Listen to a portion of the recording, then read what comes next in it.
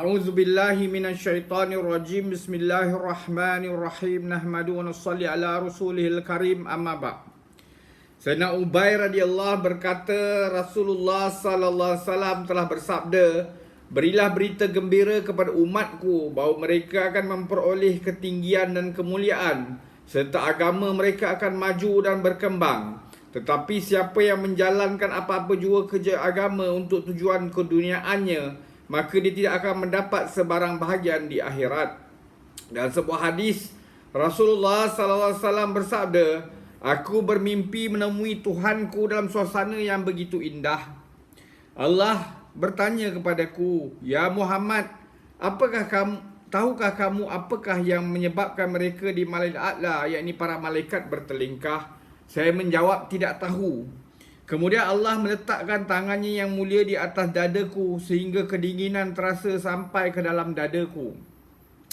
Dengan keberkatannya, maka tersingkaplah seluruh alam kepadaku. Lantas Allah bertanya, 'Ya Muhammad, sekarang beritahulah apakah yang menyebabkan para malaikat bertelingkah?'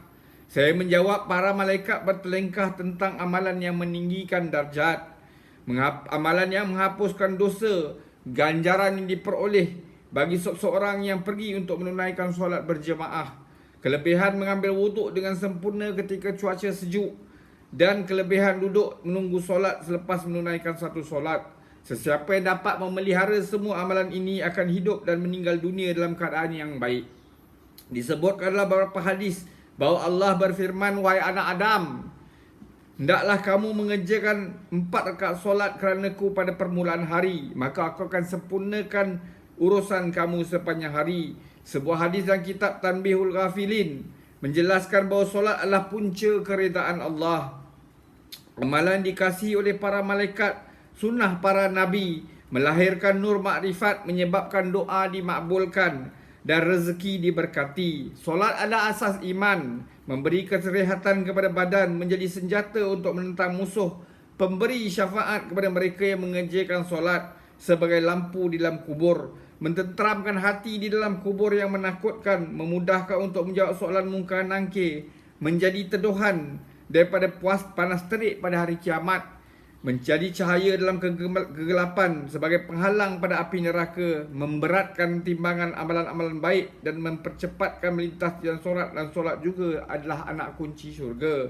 Dalam kitab Al-Munabihat, Hafiz Ibnu Hajar rahmatullahi alaih menceritakan pada Sayyidina Utsman bin Affan radhiyallahu an bahawa sesiapa yang memelihara solatnya dengan sungguh-sungguh pada waktu ditetapkan, maka Allah akan mengurniakan kepadanya 9 perkara.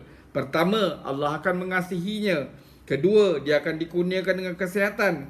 Ketiga, para malaikat sentiasa menjaganya. Keempat, dia akan dikurniakan dengan keberkatan di dalam rumahnya. Kelima, nur orang soleh akan zahir pada wajahnya. Keenam, hatinya menjadi lembut. Ketujuh, dia akan melintas di sisian sirat seperti sepantas kilat. Ke-8, dia akan terselamat pada azab neraka. Ke-9, di syurga dia berjiran dengan golongan yang disebut dalam ayat berikut. Pada hari kiamat tidak ada golongan, tidak ada perasaan takut dan tidak ada juga perasaan duka cita menyelubungi mereka. Disebutkanlah sebuah hadis bahawa apabila bala bencana hendak diturunkan, maka orang yang memakmurkan masjid akan dihindarkan pada azab tersebut. Semoga Allah Ta'ala bagi dia taufik untuk kita ambil iktibar, amalkan dan sampaikan. Subhanallah wa bihamdihi, subhanakallahumma bihamdika, asyhadu an la ilaha illa anta, astaghfiruka wa atubu ilaik. Subhana rabbika rabbil izzati amma yasifun, wassalamun al mursalin, walhamdulillahi rabbil alamin. Taqabbalallah.